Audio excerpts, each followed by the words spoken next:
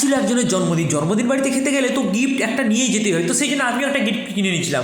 তারপর আমার হেলিকপ্টারটা দাঁড়িয়েছিল, আমি একটা শোরুম থেকে একটা হেলিকপ্টার নিয়ে চলেছিলাম, আমি বললাম, আমাকে হেলমেট দাও, তারপর তার একটা হেলমেট দিয়ে দিল। তারপর ভাবলাম আরে আমাকে খেতে গেলে তো তারা একটু এক্সারসাইজ করে নিতে হবে, এই বলে আমি একটু ফ্রি হ্যান্ড এক্সারসাইজ করলাম, একটু দৌড়ে নিলাম যাতে আমার খিদা একটু বেশি করে পায়, কারণ আমাকে তো ভরপেট খেতে হবে। তারপর আমার রাইডার মোড অ্যাক্টিভেট করে আমি চললাম জঙ্গলের মাঝে, হাতি, বাঘ, ডাইনোসর সমস্ত কিছু মনের মধ্যে ইমাজিন করতে করতে তারপর অবশেষে পৌঁছে গেলাম আমি সেই বার্থডে লোকের বাড়িতে। তারপর তার জন্য অপেক্ষা করতে লাগলাম, অবশেষে তার দেখা পেলো, জামার উপরে ঘুনসি পরে দাঁড়িয়ে আছে। তারপর সে বললো, স্যার আসুন আসুন, এই বলে আমি তাকে গিফট দিলাম। বললো, স্যার এইসবের কি দরকার ছিল, কিন্তু মনে মনে তো বলছিলাম, হ্যাঁ গিফট না নিয়ে এলে তোমাকে বল আমি বসতেই দিতাম না।